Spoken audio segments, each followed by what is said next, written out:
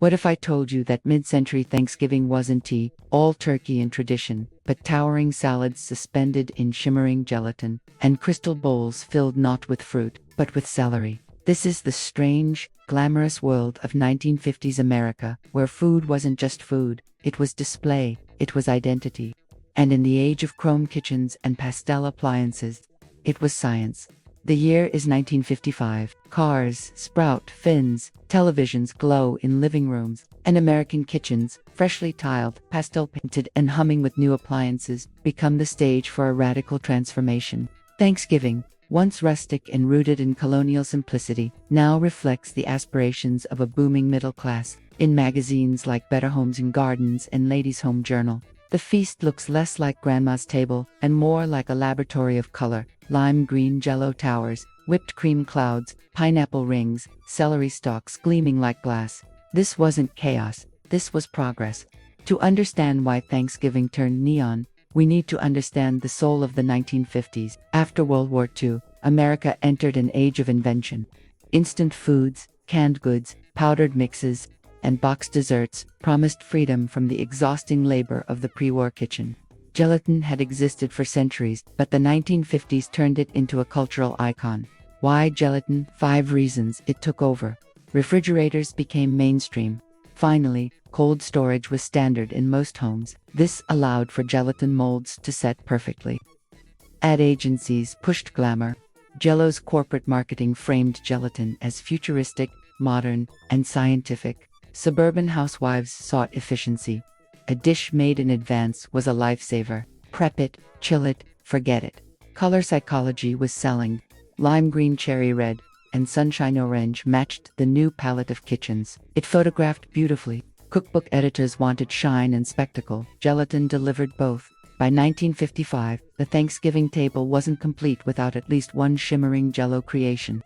Some mid-century creations were genuinely delicious. Others live in infamy. The worst offenders, the savory ones. Famous mid-century Thanksgiving specials: turkey leftovers in lime Jell-O. Small cubes of yesterday's turkey breast suspended in glowing green gelatin, mixed with celery and olives. Ambrosia towers, Cool Whip, canned pineapple, maraschino cherries, coconut, all whipped into a pastel cloud, molded like sculpture. Perfection salad, shredded cabbage, carrots, peppers, and vinegar, locked in gelatin, like a botanical specimen. Ring-molded cranberry pineapple salad, a circle of ruby red gelatin crowned with canned fruit, served on lettuce like a wreath. Molded miracle turkey loaf, turkey puree thickened with gelatin, and served cold. These weren't mistakes, they were deliberate. Food was becoming modern art, and Thanksgiving became a gallery.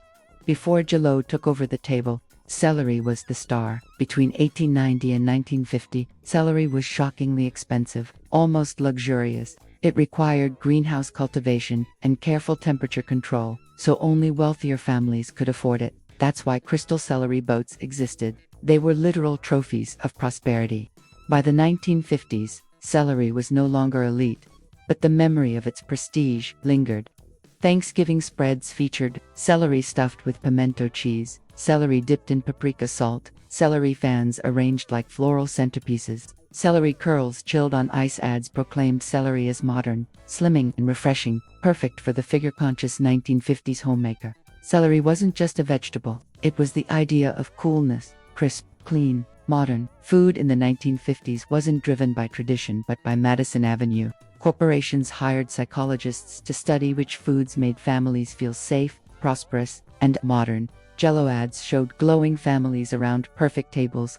Crisco ads promised smoother pie crusts that show your love. Libby's declared canned pumpkin is as wholesome as homemade. And in nearly every ad, a smiling mother appeared, coiffed hair, perfect dress, pearl necklace, serving molded perfection as if it were effortless.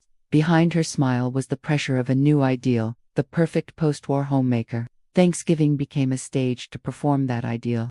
2 women shaped America's mid-century kitchen dreams. A glamorous spokesperson for Westinghouse appliances, she starred in commercials demonstrating the magic of modern kitchens. You can be sure, if it's Westinghouse, she made appliances feel futuristic, and food made with them even more so. Through I Love Lucy, She embodied the chaotic charm of mid-century domestic life. When Lucy attempted cooking disasters on screen, viewers laughed, but also recognized the high-stakes pressure of appearing perfect. Their impact: they made mid-century Thanksgiving feel like a national performance. Beneath the neon Jell-O gloss, there was a deeper truth. The 1950s was a decade of contradictory emotions: optimism mixed with Cold War anxiety, abundance mixed with conformity, modernity mixed with nostalgia. Women were encouraged to present perfect meals while silently shouldering all the labor that went into them. Thanksgiving became a day when families showcased their dreams of order, unity, and prosperity. The Jell-O mold, with every olive and carrot perfectly suspended, symbolized a fantasy. Life could be controlled. Life could be contained. Life could be perfect, even if only for one holiday. So when you see a vintage Jell-O salad in an old cookbook, or a molded cranberry ring in your grandmother's fridge, remember, this wasn't culinary madness. It was a generation dreaming of progress, stability, beauty, and a little sparkle during uncertain times. Mid-century Thanksgiving wasn't about the gelatin. It was about the hope suspended within it.